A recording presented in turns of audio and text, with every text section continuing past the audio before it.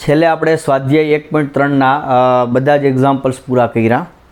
હવે આપણે પ્રકીર્ણ સ્વાધ્યાય 1માં જે આગળના કોન્સેપ્ટ આપણે જોયા છે, સંબંધ અને વિધેય, વિધેયના વ્યસ્ત, વિધેયનું સંયોજન, એમના પરના જેટલા એક્ઝામ્પલ્સ છે એમની પહેલાં આપણે ચર્ચા કરીશું અને પછી આપણે જે છેલ્લો ટોપિક છે એમના પર જઈશું. તો આપણે શરૂ કરીએ પ્રકીર્ણ સ્વાધ્યાય 1ના એક્ઝામ્પલ્સ. તો પ્રકીર્ણ સ્વાધ્યાય 1 એમાં ફર્સ્ટ એક્ઝામ્પલ આપ્યો છે ફર્સ્ટ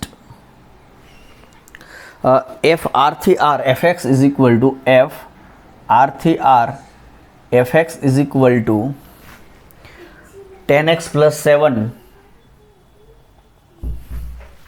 દ્વારા વ્યાખ્યાયિત છે.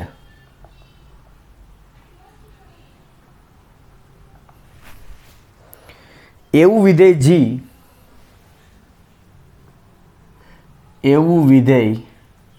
જી આરથી આર મેળવો કે જેથી એવું વિધેય જી એફ આરથી જી આરથી આર શોધો કે જેથી GOF બરાબર FOG બરાબર IR થાય.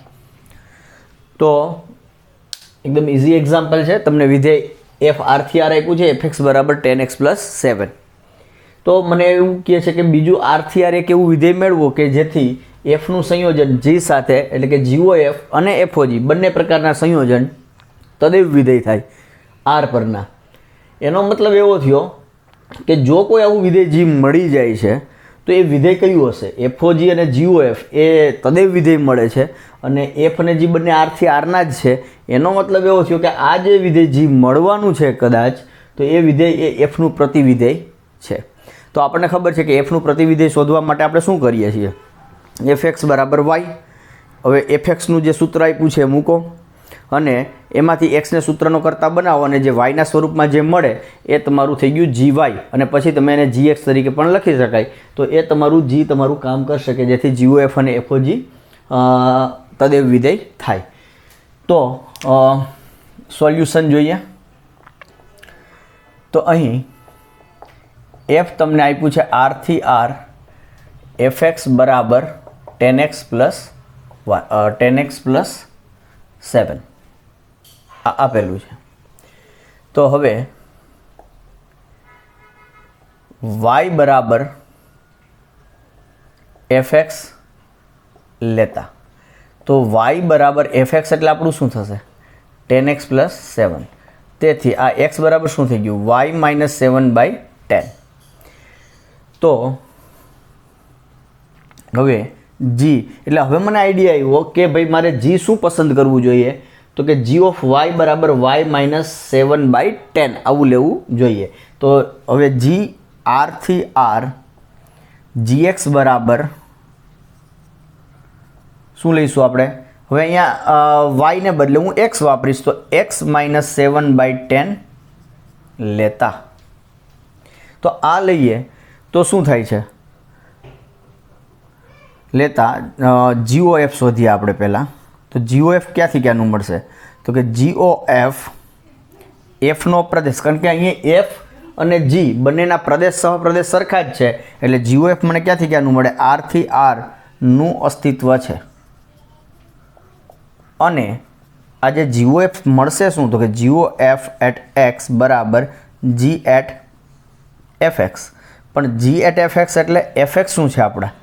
તો કે fx મને આપ્યા છે આપણા fx આપ્યા છે 10x + 7.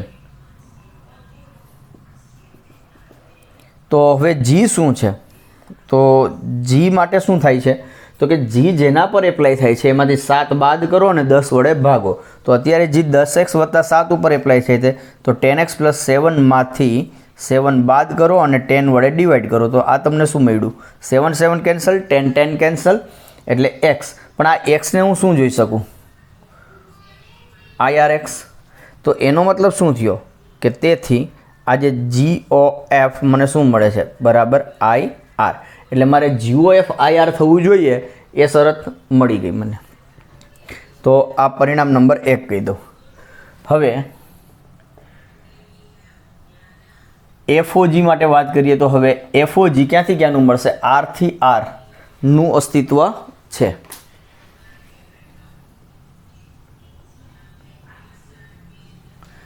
અને આજે એફઓજી એટ એક્સ આ શું થશે? તો કે એફ એટ જીએક્સ. અને જીએક્સની વ્યાખ્યા શું છે આપણા માટે? X minus 7/10. તો કે એક્સ માઇનસ 7/10. તો એફની વ્યાખ્યા શું છે? હવે એફ એપ્લાય થાય છે તો કે એફ જેના પર એપ્લાય થાય એટલે કે અહીંયા એક્સ છે તો એને 10 વડે ગુણો અને 7 ઉમેરો. તો અહીંયા એફ કોના ઉપર એપ્લાય થાય છે? તો કે એક્સ માઇનસ 7/10 ઉપર. તો એમને 10 વડે ગુણો અને એમાં 7 ઉમેરો. 10 કેન્સલ, એક્સ માઇનસ 7 + 7 એટલે કે આ મને મળ્યા એક્સ. પણ આ એક્સ એટલે હું એને શું લખી શકું? IR x. તો તેથી એફઓજી બરાબર શું મળ્યું? આઈઆર. તો આને કહી દઈએ પરિણામ નંબર 2. તો આમ પરિણામ 1 અને 2 પરથી માંગેલ વિધેય જી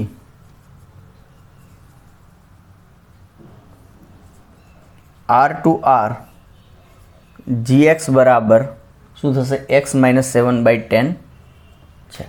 તો આમ તમને જે માગેલું વિધેય જી જે જોઈતું હતું આ એફ માટે કે જેથી GOF અને FOG IR થાય એ વિધેય તમારું જી એ આ છે.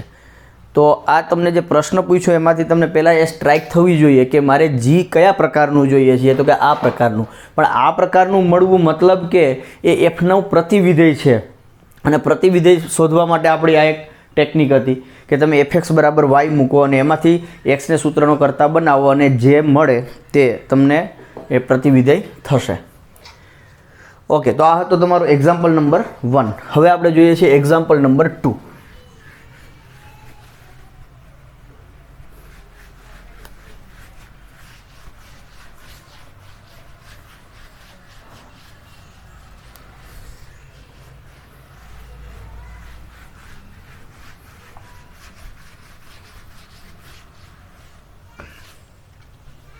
ફાઇન. તો એક્ઝામ્પલ નંબર 2 એમ કહે છે કે ધારો કે W એ પૂર્ણ સંખ્યાઓનો ગણ છે. Example number 2. ધારો કે W એ પૂર્ણ સંખ્યાઓનો ગણ છે.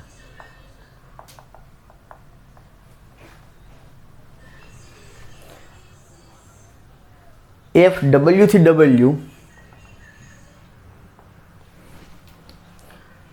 કંઈક આવી રીતના વ્યાખ્યાયિત કરેલું છે કે n અયુગ્મ માટે f ઓફ n બરાબર n-1 અને n યુગ્મ માટે f ઓફ n બરાબર n+1 દ્વારા વ્યાખ્યાયિત છે.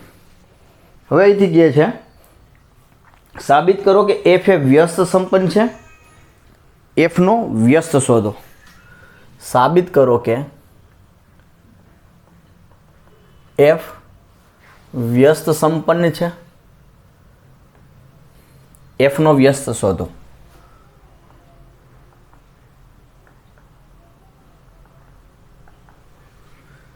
અચ્છા, તો પહેલાં આપણે એવું સાબિત કરવાનું છે કે f આપણું વ્યસ્ત સંપન્ન છે અને fનો વ્યસ્ત શોધવાનો છે. તો અહીંયા પહેલાં તો W, તો સોલ્યુશન જોઈએ. અહીં W બરાબર શું આપ્યું છે? તો કે પૂર્ણ સંખ્યાઓનો ગણ. પૂર્ણ સંખ્યાઓ એટલે શું? પૂર્ણાંક અને શૂન્ય. એટલે કે 0, 1, 2, 3 એન્ડ સો ઓન. એટલે કે આ જોવા જાવ તો n યોગ 0. આ પૂર્ણ સંખ્યાઓનો ગણ થયો. અને f મને આપ્યું છે W થી W f ઓફ n બરાબર, જો આ n અયુગ્મ હોય તો n-1, n અયુગ્મ હોય તો f ઓફ n શું? જે n છે એમાંથી 1 બાદ કરો અને જો n યુગ્મ હોય તો n માં 1 ઉમેરો. તો મને વિધેય બે ભાગમાં વ્યાખ્યાયિત થયેલું છે, અયુગ્મ માટે અને યુગ્મ માટે. તો અહીંયા આપણને 0, 1, 2, 3, 4, 5, 6 એન્ડ સો એમાં તો આપણને ખ્યાલ છે કે 2, 4, 6, 8, 10 આ બધી બેકી સંખ્યા એટલે કે યુગ્મ સંખ્યાઓ છે. 1, 3, 5, 7 એ બધી અયુગ્મ સંખ્યાઓ છે. તો 0 માટે શું કરશું? તો કે 0 એ યુગ્મ સંખ્યા ગણાય છે, કારણ કે 0 ને તમે 2 વડે ભાગો તો શેષ શૂન્ય વધે છે, એટલે 0 આપણી યુગ્મ સંખ્યા ગણાશે. એટલે એફ ઓફ 0 ની કિંમત શું થશે? 1. એફ ઓફ 1 ની કિંમત શું થશે? તો કે અયુગ્મ, એટલે આ ભાગ વાપરવાનો થાય વ્યાખ્યાનો, એટલે 1 - 1 એટલે કે 0. તો આ પ્રમાણે તમને જે વિધેય છે એ વ્યાખ્યાયિત થઈ અને આપેલું છે. તો હવે પહેલાં આપણે આ જે વિધેય છે એ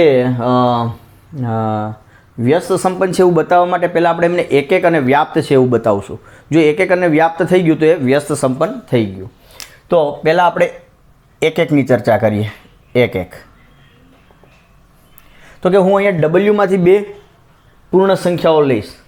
તો કે m, n belongs to W માટે એફ ઓફ m. અચ્છા, હવે હું આ 2 મેં સંખ્યા લીધી m અને n ડબલ્યુમાંથી, તો એમાં 3 કેસ પડી શકે કે બંને યુગ્મ હોય, બંને અયુગ્મ હોય, અને એક યુગ્મ અને બીજી અયુગ્મ. અને ચોથો કેસ કે ત્રીજો કેસ એવો કે m યુગ્મ અને n અયુગ્મ. ચોથો કેસ n યુગ્મ અને m અયુગ્મ. તો પણ આ જે બંને એ યુગ્મ અયુગ્મ હોવી એ એક સરખા જેવો જ થશે. તો આપણે 1 બાય 1 4 કેસમાં આપણે સાબિત કરીશું. તો વિકલ્પ 1 m, n બંને યુગ્મ. તો હવે આ કેસમાં જો fm બરાબર fn લઉં તો શું થશે? fm બરાબર fn, m અને n યુગ્મ છે, યુગ્મ છે એટલે નીચેનો ભાગ વપરાશે, એટલે m+1 બરાબર n+1. તો આ મને શું મળ્યું? m બરાબર n. વિકલ્પ 2 જો m અને n બંને અયુગ્મ હોય તો f ઓફ m બરાબર f ઓફ n આ મને શું આપશે? તો કે m-1 બરાબર n-1, કારણ કે m અને n અયુગ્મ છે, અયુગ્મ એટલે આ વ્યાખ્યા થાય n-1 જે એના પર f એપ્લાય થાય છે એમાંથી એક બાદ કરો. તો અહીંથી મને મળ્યું m બરાબર n. વિકલ્પ 3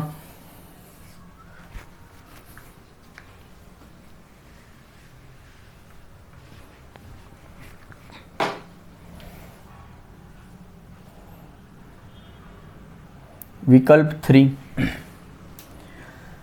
ધારો કે m યુગ્મ અને n અયુગ્મ છે. તો જો m યુગ્મ અને n અયુગ્મ હોય તો m અને n સરખા ન જ થાય. m અને n જો અયુગ્મ એક યુગ્મ હોય અને એક અયુગ્મ હોય તો એવી કઈ સંખ્યા કે જે સરખી છે અને એમાંની એક યુગ્મ છે અને અયુગ્મ છે, તો એ શક્ય નથી. એટલે કે એક યુગ્મ અને અયુગ્મ સંખ્યા ક્યારે સમાન ના હોય. તો તેથી મને મળ્યું m is not equal to n. Okay, હવે m યુગ્મ છે એનો મતલબ એવો થયો કે f ઓફ m બનાવવું તો શું મળે મને?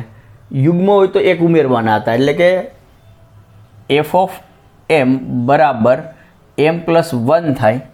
અને જો m યુગ્મ છે તો f ઓફ m શું થયું? જે અયુગ્મ થાય. અને n અયુગ્મ છે તો એનો મતલબ એવો થયો કે fn બરાબર થશે n-1. તો n અયુગ્મ હોય તો એ અયુગ્મથી એક બાદ કરું તો એ યુગ્મ થઈ જશે, એટલે કે જે યુગ્મ છે યુગ્મ થશે તો યુગ્મ થાય.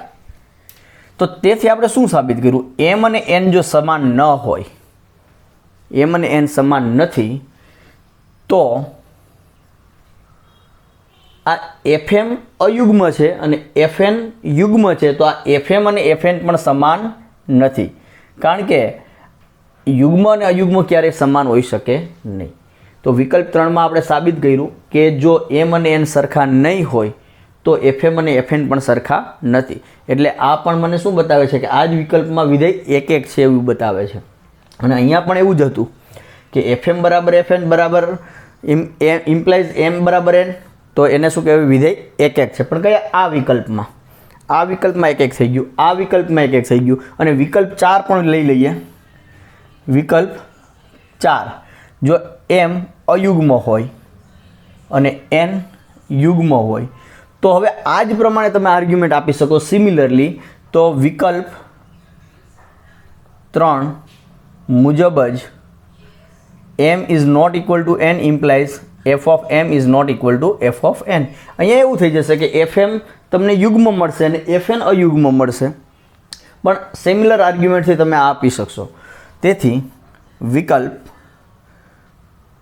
1 થી 4 પરથી f એ એક એક વિધેય છે. તો આ f એ તમારું એક એક વિધેય થઈ ગયું. હવે આપણે વ્યાપ્તની ચર્ચા કરીએ. તો વ્યાપ્ત માટે શું કરશું? ચલો આપણે વિધેયનો પેલું શોધીએ, વિસ્તાર. જો વિસ્તાર મને w મળી જાય તો આપણું કામ થઈ ગયું, તો એ વ્યાપ્ત થઈ ગયું. તો અહીં હું વિધેયને કઈ રીતના લખી શકું? તો કે અહીં હું એફને કઈ રીતના લખી શકું? તો કે 0 આગળ કેટલી કિંમત છે? w બરાબર wમાંથી હું પહેલો ઘટક પસંદ કરું છું 0. 0 એટલે કે યુગ્મ. યુગ્મ એટલે કેટલા થશે? 0 + 1 એટલે 1. તો 0 આગળ કિંમત મળી 1. 1 આગળ કેટલી કિંમત મળશે? 1 આગળ મળશે 1 એટલે અયુગ્મ. 1 - 1 એટલે કે 0. 2 આગળ કેટલી કિંમત મળશે? યુગ્મ. યુગ્મ હોય તો એક વધારે ઉમેરવાનો છે એટલે 3. 3 આગળ કેટલી મળશે? તો એક ઘટાડો એટલે કે 2. 4 આગળ એક વધારો એટલે કે 5. 5 આગળ એક ઘટાડો એટલે કે 4, વગેરે વગેરે વગેરે એન્ડ સો ઓન. તો એફ જે કિંમતો ધારણ કરે છે એ શું થઈ ગયો? એફનો વિસ્તાર. તેથી એફનો વિસ્તાર બરાબર રેન્જ ઓફ એફ. આ શું થશે? તો કે રેન્જમાં કોણ આવે છે? 1 0, પણ હું આને આવી રીતના લખું છું 0 1, પછી 2 3, પછી 4 5 એન્ડ સો ઓન. પણ આ તો શું છે? આપણો w જ છે. એટલે કે એફનો વિસ્તાર એ સહપ્રદેશ જ થયો. તો તેથી શું થઈ ગયું કે એફનો વિસ્તાર બરાબર એફનો સહપ્રદેશ. તેથી શું સાબિત થઈ ગયું? તેથી f એ વ્યાપ્ત વિધેય છે. તો આમ f તમારું શું થઈ ગયું? વ્યાપ્ત વિધેય. તો તેથી f એ વ્યસ્ત સંપન્ન છે.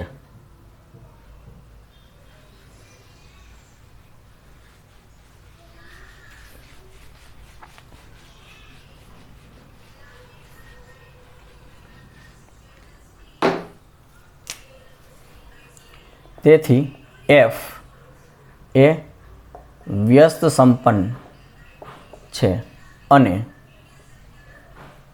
f ઇન્વર્સ r થી r. f r થી r નું હતું તો એ તેમનું પ્રતિવિધેય f ઇન્વર્સ r થી r મળે. અને એ f ઇન્વર્સ શું થશે?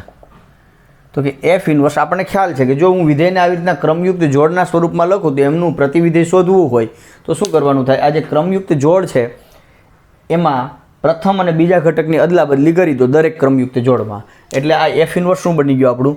1,0. આ જે 0 1 છે એને હું ફેરવી નાખું છું. પછી 1 0 છે એને હું કરી નાખીશ 0 1. 2 3 છે એ બની ગયા 3 2. 3 2 છે એ બની ગયા 2 3.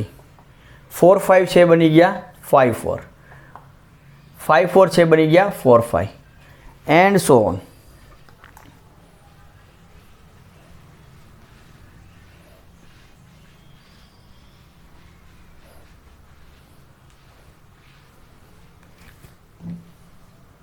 And so on.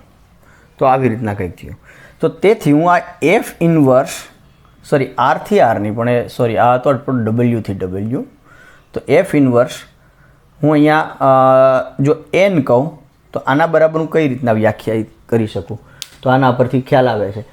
જો 1 છે તો 0 થયા, 3 છે તો 2 થયા, 5 છે તો 4 થયા. એટલે કે અયુગ્મ હોય તો એમાં એકનો ઘટાડો થાય છે. એટલે કે જો આ એન તમારો અયુગ્મ હશે તો એમાં એકનો ઘટાડો. અને જો યુગ્મ હોય તો શું થાય છે? 0 યુગ્મ છે તો 0 હતા તો 1 આવ્યા, 2 હતા તો 3, 4 હતા તો 5. એટલે યુગ્મ છે તો એકનો વધારો થાય છે. એટલે કે n જો તમારા યુગ્મ હોય તો એમાં એકનો વધારો કરી દો. તો આ તમને એફ ઇન્વર્સ એન જે છે એ તમને મળે છે. એન જો અયુગ્મ હોય તો n-1 અને એન યુગ્મ હોય તો n+1. અને જે એફ આપેલું હતું તો જે એટલે પહેલાં આપણે આ પ્રશ્ન પૂરો કરી દઈએ. જે એફનું જે વિધેય જે આપેલ વિધેય એફનું પ્રતિવિધેય છે. ઓકે, તો હવે અહીંયા આપણે જોઈ શકીએ કે જે આપેલું વિધેય હતું એ શું હતું? એફ હતું તમારું W થી W અને એફ ઓફ એન બરાબર હતા જો એન તમારા અયુગ્મ હોય તો n-1 હતા અને એન યુગ્મ હોય તો n+1 હતા. એ તમે આગળ આપણે જોઈ શકો, તમે આપણે લખ્યું હતું અહીંયા. તો એફ ઇન્વર્સ શું મળ્યું? એનું એ જ મળ્યું. જુઓ, એનું એ જ મળે છે. n અયુગ્મ તો n-1, n અયુગ્મ તો n-1, n યુગ્મ તો n+1, n યુગ્મ તો n+1. મતલબ કે આ વિધેય એવું થયું કે જેમનું પ્રતિવિધેય એનું એ જ છે. અને આપણે ગયા લેક્ચરમાં એની આગળના લેક્ચરમાં દરેક છેલ્લા 2-3 લેક્ચરથી આપણે જોઈએ છીએ દરેક લેક્ચરમાં એકાદ એક્ઝામ્પલ એવો આવી જાય છે કે જેમાં વિધેય વ્યસ્ત સંપન્ન હોય તેમનો પ્રતિવિધેય એનું એ જ મળે છે. તો આ એમાંનો એક એક્ઝામ્પલ થયો કે એવું વિધેય કે જેમનું પ્રતિવિધેય એ પોતે જ છે. એટલે કે જો હું એફ ઇન્વર્સ આ સંયોજન જો શોધું તો મને તદેવ વિધેય જ મળશે W પરનું. એ તમે ચેક કરી શકો અને દેખાય જ છે અહીંથી જ પણ. તો આ હતો આપણો એક્ઝામ્પલ નંબર 2. એક્ઝામ્પલ નંબર 3 છે એફ આર થી આર fx બરાબર x² - 3x + 2 દ્વારા વ્યાખ્યાયિત હોય.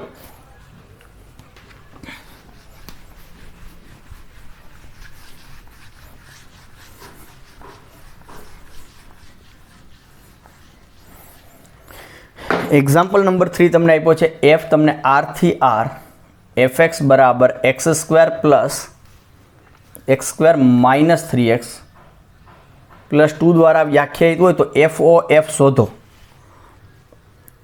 હોય તો એફ ઓફ fx શોધો, આવું કીધું છે. સોરી, એફ ઓફ fx શોધો. એટલે આ એફ ઓફ fx એટલે શું થયું? ખરેખર આ એફ ઓ એફ જ થયું ને. એફ ઓ એફ જ થયું. F o f at x એટલે આ થયું. અને આ આપણે એક્ઝામ્પલ આપણે આગળના કોઈક લેક્ચરમાં કરી દીધો છે જ્યારે આપણે બે વિધેયનું સંયોજન વ્યાખ્યાયિત કર્યું હતું અને એના પરના એક્ઝામ્પલ્સ જોયા હતા ત્યારે આ એક્ઝામ્પલ આપણે ઓલરેડી કરી દીધો છે. એટલે કે આ જ વિધેયનું તમારે 2 વખત એમની સાથે જ સંયોજન લેવાનું છે અને એ આવડશે તમને અને આપણે કરેલો છે. તો હું આ અત્યારે કરતો નથી. તો હવે નેક્સ્ટ એક્ઝામ્પલ છે એક્ઝામ્પલ નંબર 4.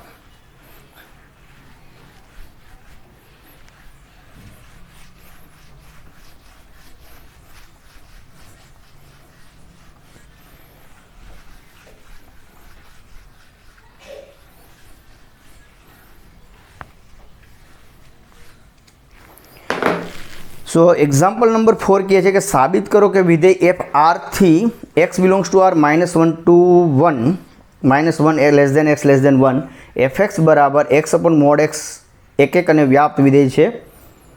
અચ્છા, એક અને વ્યાપ્ત વિધેય છે, આવું સાબિત કરવાનું છે. ઓકે, સો જોઈએ એક્ઝામ્પલ નંબર 4. સાબિત કરો કે એફ આર થી x belongs to R કે જ્યાં -1 less than x less than +1 fx is equal to x/1 plus mod x એ એક અને વ્યાપ્ત વિધેય છે.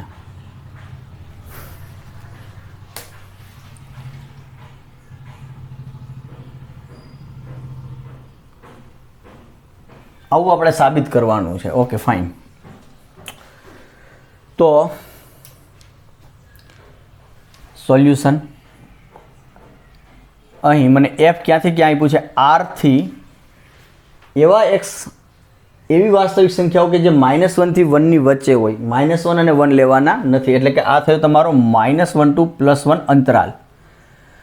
અને fx બરાબર આપ્યું છે તમને x/1 પ્લસ મોડ x. આ આપ્યું છે. તો હવે આને મારે એક બતાવવું છે. તો આપણે એકની વાત કરીએ પહેલાં. તો હું 2 ઘટક અહીંયા આરમાંથી પસંદ કરીશ અચ્છા, એની પહેલાં આપણે આ એક જરા જોઈ શકીએ કે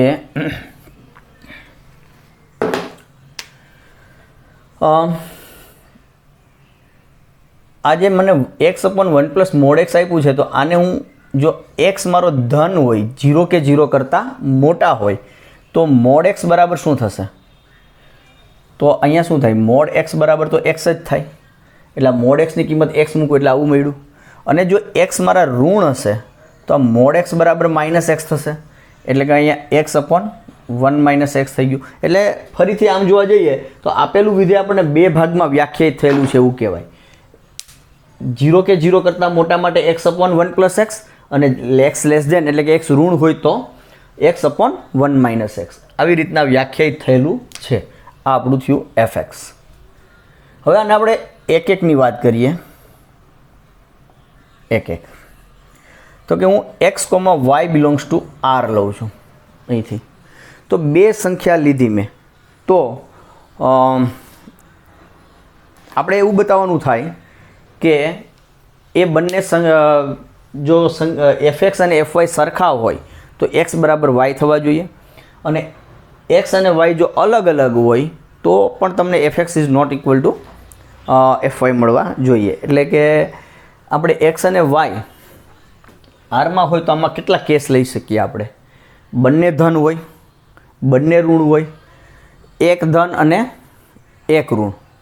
તો હું એક કામ કરું છું, અહીંયા x belongs to y, y belongs to R, અને એક્સ લેસ દેન વાય લેતા. ધારો કે એમાં એક્સ નાના છે અને વાય મોટા છે, એનો મતલબ શું થઈ ગયો? એક્સ અને વાય બંને અલગ અલગ છે. ઓકે, તો એક્સ અને વાય નાના છે, તો પહેલો કેસ વિકલ્પ એક આવો બની શકે. વિકલ્પ 1. તો વિકલ્પ 1 માં આપણે શું લઈશું કે 0 less than x less than y. એટલે એક્સ અને વાય બંને કેવા છે? ધન છે. જો પહેલાં હું તમને ત્રણે વિકલ્પની વાત કરી દઉં, કયા કયા વિકલ્પ હોઈ શકે. આ 0 છે, આ ધન હશે, તો એક્સ અને વાય અહીંયા હોય. એક્સ નાના છે અને વાય મોટા છે, એટલે કે બંને ધન હોય. એટલે કે આવો કેસ થયો 0 less than x less than y. બીજો કેસ આવો બની શકતો, તો 0 અને એક્સ અહીંયા છે, વાય અહીંયા છે, એટલે કે એક્સ લેસ દેન વાય. પણ આ કેવા છે? બંને કેવા છે? 0 કરતાં નાના. અને ત્રીજો કેસ આવો બનાવી શકે કે અહીંયા 0 છે, એક્સ અહીંયા છે ને વાય અહીંયા છે, એટલે કે એક્સ લેસ દેન 0 અને વાય ગ્રેટર દેન 0. તો આ 3 કેસ બની શકે એક્સ અને વાય માટે.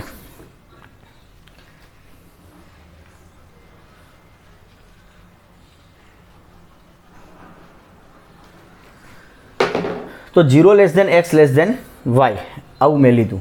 તો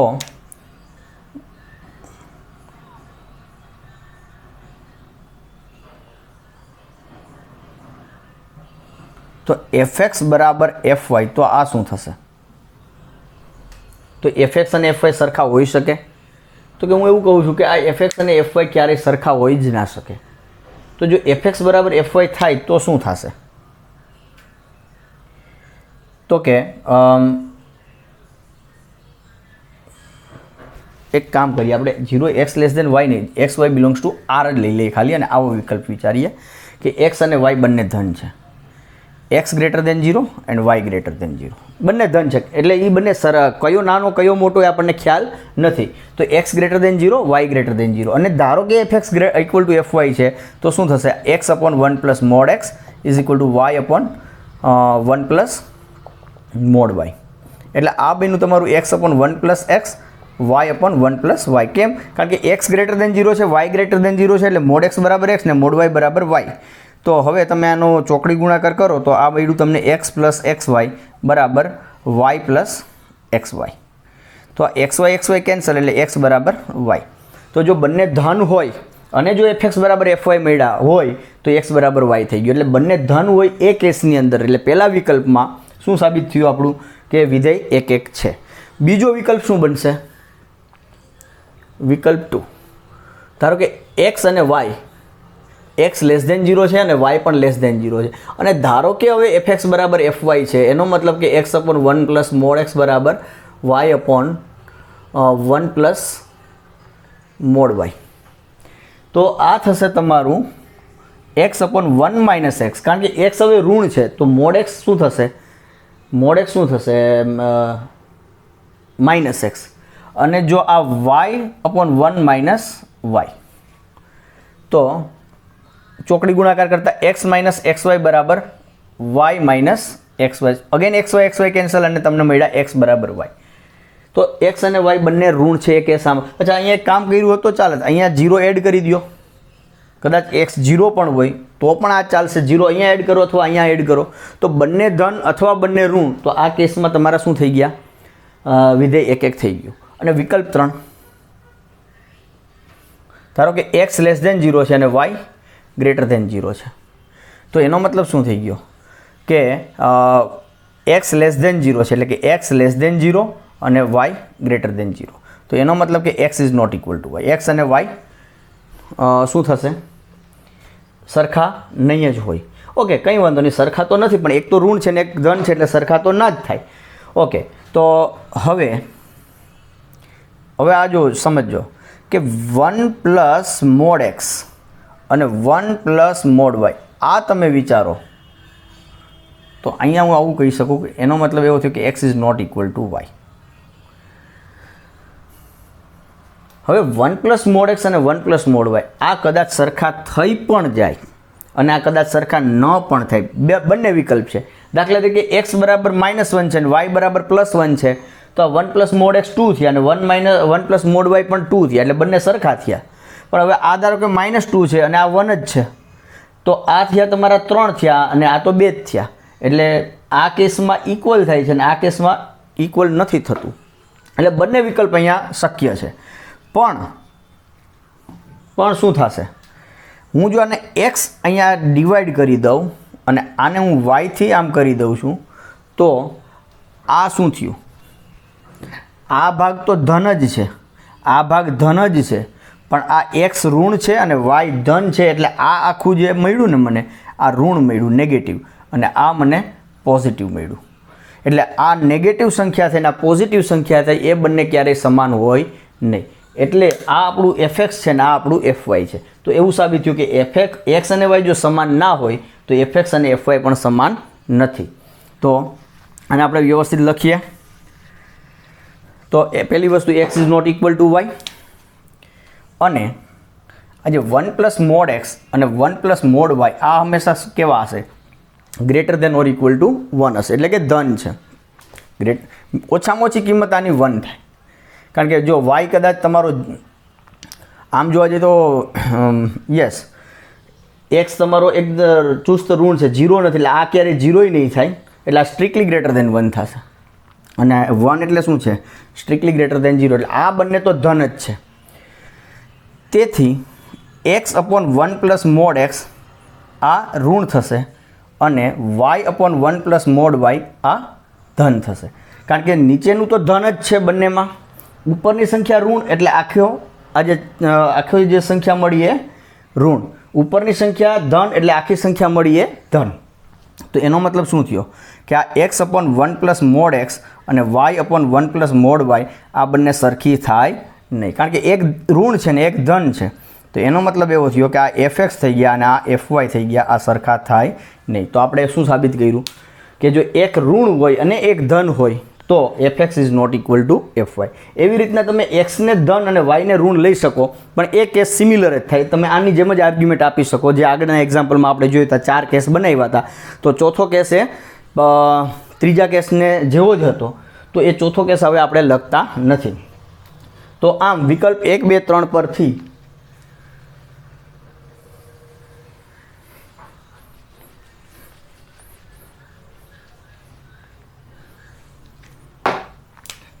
તેથી વિકલ્પ 1 2 અને 3 પરથી f એ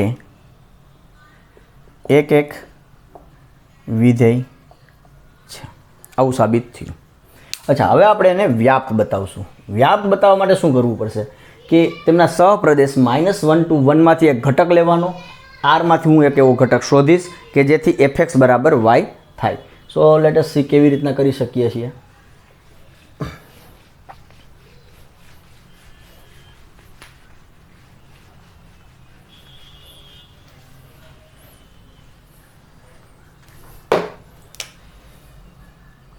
તો વ્યાપ્ત. તો y બિલોંગ્સ ટુ -1 to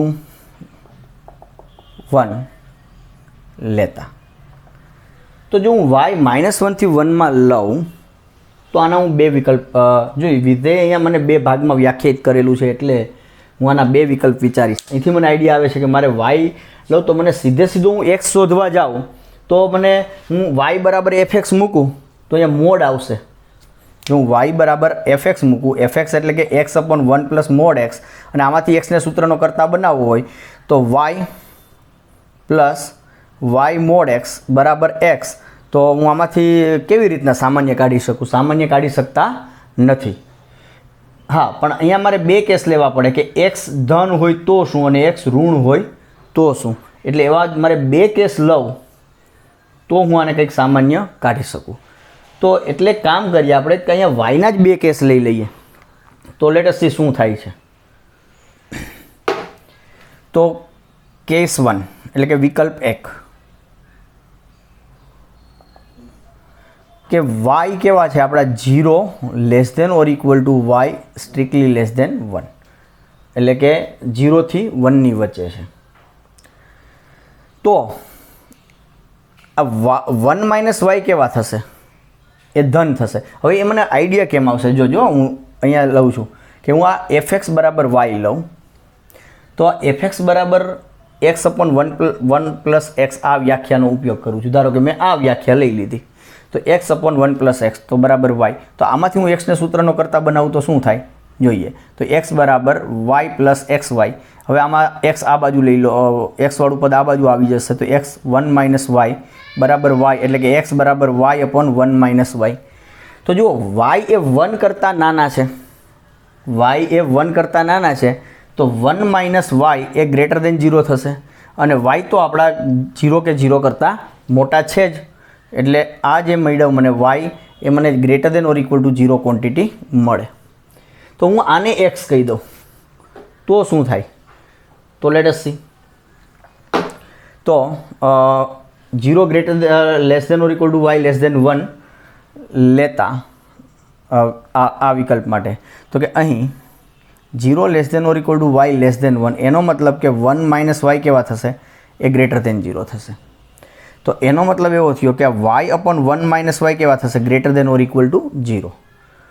તો એનો મતલબ એવો થયો. તો તેથી x બરાબર આ y અપોન 1 માઇનસ y એ મેં રફ વર્ક કર્યું એટલે મને આઈડિયા આવ્યો કે મારે x બરાબર શું લેવાનું છે. તો x બરાબર y અપોન 1 માઇનસ y એ r માં મળે કે જેથી શું થશે?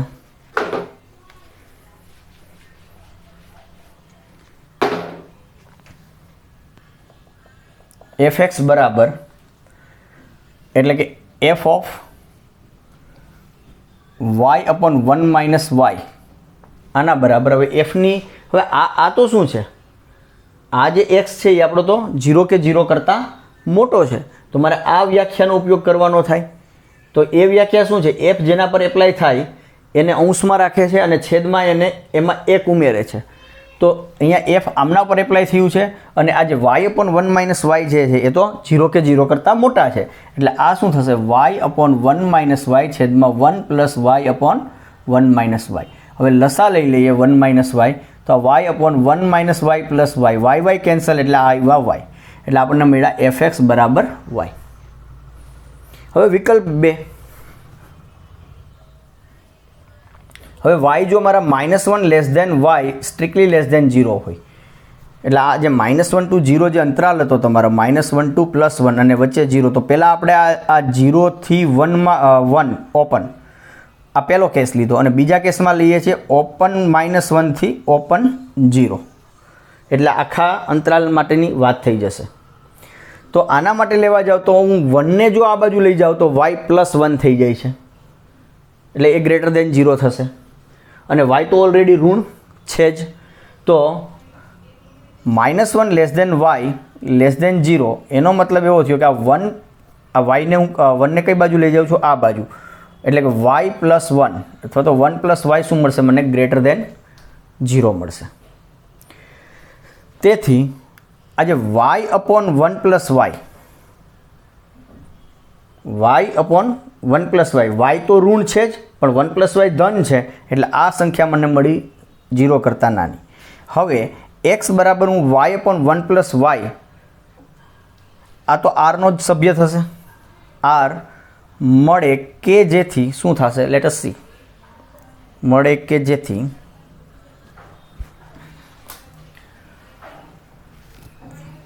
f ઓફ x બરાબર f ઓફ x, x તરીકે મેં પસંદ કર્યા છે y/1 + y. હવે y/1 + y તો ઋણ છે. હવે ઋણ હોય તો fની વ્યાખ્યા શું છે, જે x જેમના પર એપ્લાય થાય છે અંશમાં રહે છે અને છેદમાં 1માંથી એ બાદ થાય છે.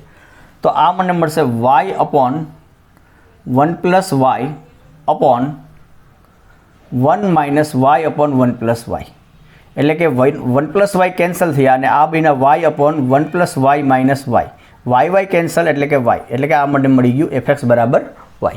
તો આપણે શું સાબિત કર્યું કે મેં કોઈ પણ એક ઘટક -1 થી 1 માંથી લીધો હતો, તો એ ઘટક જો 0 થી 1 માં હોય તો પણ મને એક એવો x મળે છે r માંથી કે જેથી fx બરાબર y થાય. અને જે લીધેલો ઘટક y એ -1 થી 0 માં હોય તો એમના માટે પણ મેં એક એવો x શોધ્યો r માં કે જેથી fx બરાબર y થાય. તો તેથી વિકલ્પ 1 અને 2 પરથી f એ વ્યાપ્ત વિધેય આમ કહી શકાય. તો આ એક્ઝામ્પલ થયો આપણો પ્રકીર્ણ સ્વાધ્યાય 1નો એક્ઝામ્પલ નંબર 4. તો આ બહુ સરસ એક્ઝામ્પલ હતો કે x/1 + mod x, એટલે કે આપેલું વિધેય જ બે ભાગમાં વ્યાખ્યાયિત થયેલું હતું અને એ વિધેય એક કન્ટિન્યુઅસ સેટ આખો r એ 1 2 3 4 એવું જે n કે z જેવો નથી કે શાંત ગણ નથી, એમના પર વ્યાખ્યાયિત થયેલો હતો અને એને આપણે એક એક અને વ્યાપ્ત બતાવ્યું અને બે ભાગમાં છે વ્યાખ્યાયિત થયેલું, એટલે આપણે એક એકમાં પણ એક કરતાં વધારે વિકલ્પ વિચારવા પડ્યા અને વ્યાપ્ત બતાવવા માટે પણ બે વિકલ્પ વિચારવા પડ્યા. તો આ એક બહુ સરસ એક્ઝામ્પલ છે કે એક એક અને વ્યાપ્તનો જે કોન્સેપ્ટ સમજવા માટે. તો બની શકે કે આ એક્ઝામ્પલ તમે એક જ વખત કરો તો એમાં ખ્યાલ ના આવે, તો આ એક્ઝામ્પલને તમે, હું એવું ઈચ્છું કે તમે 1 થી 2 વખત જાતે કરો અને સમજવાનો પ્રયત્ન કરો અને સ્ટેપ બાય સ્ટેપ જશો એટલે સમજાશે. પ્રથમ જ વખતમાં સમજાઈ જાય એવો એક્ઝામ્પલ આ નથી. સો તમે 1-2 વખત સ્ટેપ બાય સ્ટેપ સમજવાનો પ્રયત્ન કરો કે આમાં આપણે શું કરીએ છીએ. વ્યાખ્યાને પકડી રાખો કે મારે એક એક બતાવવું છે તો શું કરવું પડે અને વ્યાપ્ત બતાવવું છે તો શું કરવું પડે. અને જો આ વસ્તુ ક્લિયર હશે તમારા માઇન્ડમાં તો પછી આ જે આર્ગ્યુમેન્ટ છે એકદમ સરળ છે. અને આ મારે અહીંયા એક્સ કેવી રીતના કન્સ્ટ્રક્ટ કરવો એ મેં તમને પહેલાં જે રફ વર્ક બતાવ્યું હતું એ રફ વર્ક ઉપરથી તમને આઈડિયા આવી શકે કે મારે અહીંયા એક્સ કેવો લેવો જોઈએ. તો આ એક થોડુંક કન્સ્ટ્રક્શન પણ છે આ એક્ઝામ્પલમાં. એટલે મેથેમેટિક્સની અંદર હંમેશા દરેક એક્ઝામ્પલ સીધું કોઈ સૂત્ર મૂકવો અને થઈ જાય એવું ના હોય, એમાં થોડી કન્સ્ટ્રક્શન પણ આવતી હોય અને એ જ મેથેમેટિક્સનું ખરું લોજિક છે. અને એ થોડા આ ટાઈપના એક્ઝામ્પલ્સની પ્રેક્ટિસ કરવાથી તમારું એ લોજિક ડેવલપ થશે. આ જો આ ટાઈપના એક્ઝામ્પલ તમે ગોખવાનો પ્રયત્ન કર્યો અને જો તમે આનાથી છોડી દીધો કે ચલો આ થોડો અઘરો છે ને છોડી દો તો તમારું એ લોજિક ડેવલપ ન થાય. સો આઈ હોપ કે તમને આ સમજાશે. તો નેક્સ્ટ એક્ઝામ્પલ નંબર 5 છે, સાબિત કરો કે વિધેય f r થી r fx બરાબર x³ એ એક એક વિધેય છે. હવે આની આપણે ચર્ચા કરી દીધી છે. એક્ઝામ્પલ નંબર 5ની આપણે જ્યારે એક એક વિધેયનો જ્યારે કોન્સેપ્ટ આપણે જોયો હતો ત્યારે જોયું હતું કે fx બરાબર x³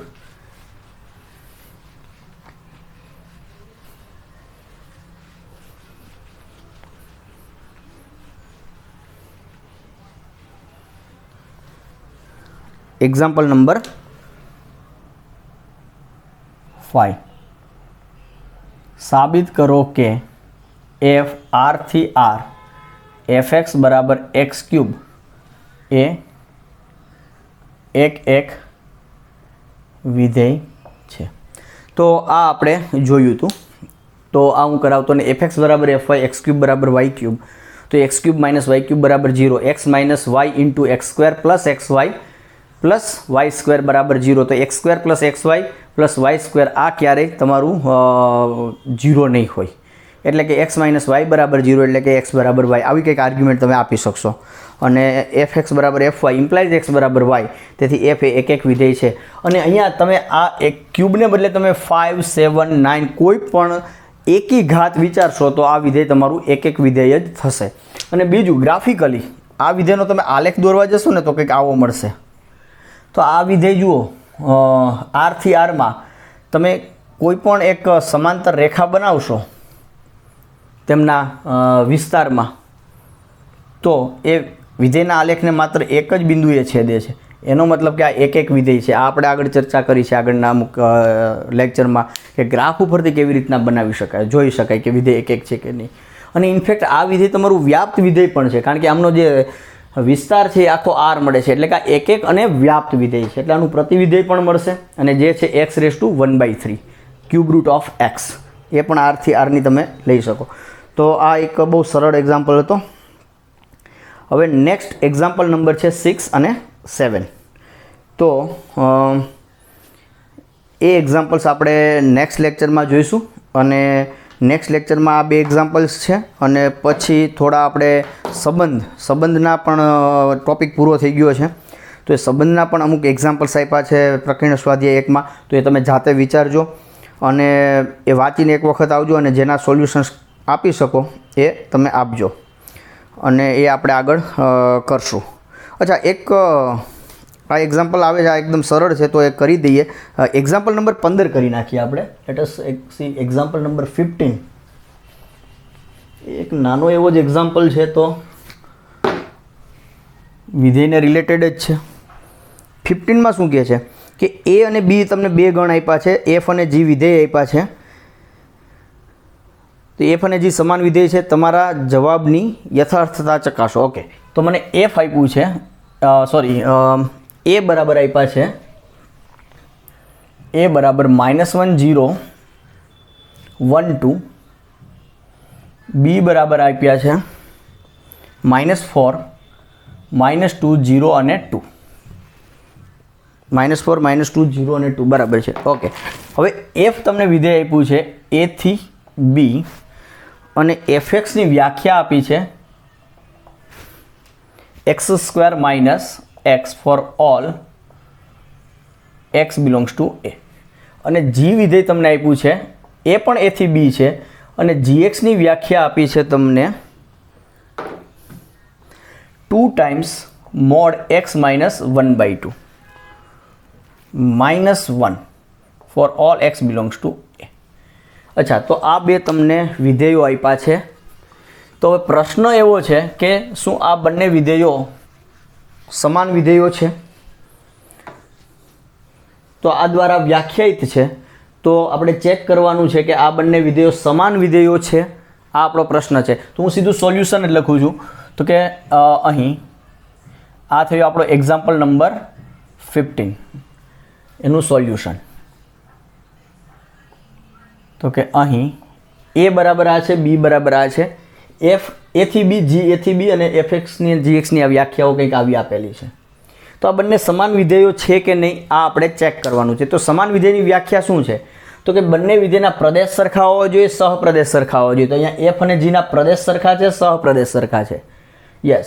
હવે તમને ફોર્મ્યુલા અલગ અલગ દેખાય છે, પણ સમાન થવા માટે શું થવું જોઈએ કે ફોર્મ્યુલા સરખી હોવી જોઈએ એવું નહીં, પણ તેની દરેક બિંદુ આગળ કિંમત સરખી હોવી જોઈએ. બની શકે કે અલગ અલગ ફોર્મ્યુલાથી અલગ અલગ સૂત્ર જે આપેલા છે એક્સના સ્વરૂપમાં, એમને કારણે કિંમતો સરખી જ મળતી હોય, બની શકે. તો આપણે અહીં એફનો પ્રદેશ બરાબર જીનો પ્રદેશ બરાબર શું છે? એ.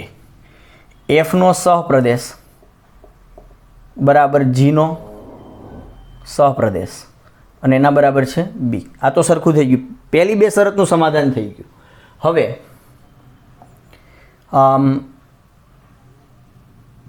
f ઓફ -1 શોધીએ. તો f ઓફ -1 શું મળશે મને? -1 સ્ક્વેર, -1 સ્ક્વેર એટલે આ મળ્યા મને 1 -1 એટલે +1, સોરી 1 + 1 એટલે કે 2 મળ્યા. f ઓફ જીરો શોધીએ તો એફ ઓફ જીરો શું થાય છે? તો એફ ઓફ જીરો થશે 0 - 0 એટલે કે 0. હવે જી ઓફ -1 શું થવાનું છે? તો એક કામ કરીએ ને, પહેલાં એફ ઓફ જીરો શોધવાને બદલે આપણે જી ઓફ -1 શોધી નાખીએ. જી ઓફ -1 શું થશે? 2 ટાઈમ્સ -1 - 1/2 -1. મારે આ વ્યાખ્યા વાપરવાની થાય. એટલે આ થયા -3/2, 2 2 કેન્સલ, એટલે આ થયા -3/2 અને 2 ટાઈમ્સ -3/2 -1, પણ મોડ માઇનસ એટલે આ થશે 3/2 -1, એટલે 2 2 કેન્સલ, 3 - 1 એટલે 2, એટલે એફ ઓફ -1 અને જી ઓફ -1 પણ શું મેળવશો? તેથી એફ ઓફ -1 બરાબર જી ઓફ -1. હવે એફ ઓફ જીરો શું થશે? તો કે 0 - 0 એટલે 0, અને જી ઓફ જીરો શું થાય છે? તો કે 2 ટાઈમ્સ 0 - 1/2 -1, એટલે 2 × 1/2 -1, એટલે આ પણ 0. તો શું થઈ ગયું? એફ ઓફ જીરો બરાબર જી ઓફ જીરો. એટલે કે બે બિંદુ આગળ તો કિંમતો સરખી મળી જ ગઈ બે ઘટકો પાસે, હજુ બે બાકી છે 1 અને 2. તો એફ ઓફ 1 શોધીએ આપણે. એફ ઓફ 1 એટલે 1² - -1 એટલે આ શું થઈ ગયું? 1 - 1 એટલે આ થઈ ગયા 0. અને જી ઓફ 1 શું થશે? 1 - 1/2 -1 એટલે આ થયા તમારા 1/2 જ થઈ ગયા. 1/2 મોડ 1/2 એટલે 1/2, અને આ પણ થઈ ગયા તમારા 0. એટલે કે એફ ઓફ 1 = જી ઓફ 1. તો 1 પાસે પણ કિંમત સરખી મળી. 2 પાસે શું થાય છે? તો લેટ અસ સી. તો 2 પાસે આ થશે 2² એટલે કે 4, -2 એટલે કે ફાઇનલ આન્સર આવ્યો 2, અને જી ઓફ 2 થશે 2 ટાઈમ્સ 2 - 1/2 -1, 2 - 1/2 એટલે કે આ થશે 3/2, 2 2 કેન્સલ, 3 - 1 એટલે કે એ પણ થયા 2. તો તમને શું મળ્યું? એફ ઓફ 2 અને જી ઓફ 2 પણ સરખા મળ્યા. તો તેથી શું થઈ ગયું? તો તેથી એફ ઓફ એક્સ બરાબર g of x for all x belongs to a. તો મતલબ કે એફ અને જીનો પ્રદેશ સરખો, એફ અને જીનો સહપ્રદેશ સરખો, અને એફ અને જીની પ્રદેશના દરેક બિંદુ પાસે કિંમત પણ સરખી. તેથી આપેલ વિધેયો એફ અને જી, આપેલ વિધેયો એફ અને જી એ સમાન વિધેયો છે. તો આમ આ આપણે એક્ઝામ્પલ નંબર 15માં આ જે બંને વિધેયો આપેલા છે એ બંને વિધેયો સમાન વિધેયો મળશે. સો we stop this lecture here and we will continue the next problems in exercise 1 in the next lecture. So thank you.